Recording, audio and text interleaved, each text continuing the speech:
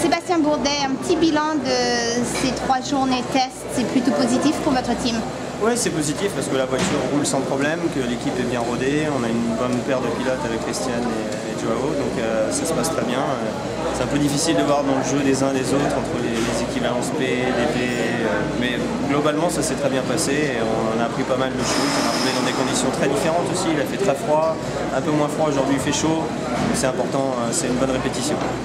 Est-ce que c'était une grosse surprise pour vous de voir les DP devant les LMP? Je pense que c'est vraiment difficile de savoir exactement ce qui va se passer. Là, quand les conditions deviennent compliquées, qu'on perd du grip mécanique, d'un seul coup l'écart se resserre.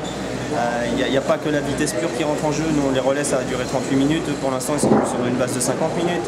Donc, je sais pas, les règles sont encore pas complètement figées. Il reste pas mal de choses à voir. Donc, nous, de notre côté, on se concentre vraiment sur notre travail, essayer de tout explorer et de bien comprendre comment ça fonctionne.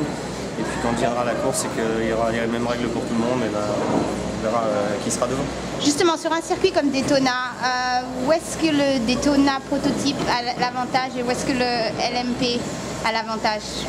C'est vraiment purement le DP, c'est plus de puissance, donc on a un petit peu plus de traînée, c'est clair, mais on est quand même un petit peu plus vite en ligne droite, pas énormément, ils ont changé 2-3 petites choses.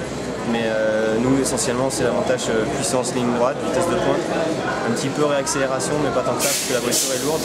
Par contre, la P2 est tendance à être beaucoup plus vite dans l'infield, un petit peu plus agile, se faufiler dans le trafic et autres. Donc, au bout du compte, le chrono peut être relativement similaire, mais c'est fait de façon relativement différente.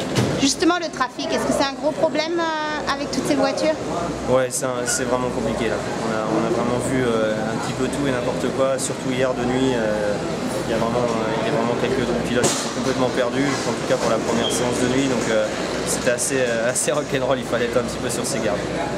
Optimiste pour les 24 heures qui arrivent avec votre team? Optimiste, je sais pas, je crois on s'est bien préparé, on a fait beaucoup d'essais, l'équipe est bien rodée, c'est une affaire qui roule ici, donc chez Action Express. Avec Chevrolet, on n'a vraiment pas de grosses réserves, donc on se sent relativement prêt. Maintenant, c'est de savoir un petit peu à quel jeu on joue. Très bien, merci beaucoup. Merci.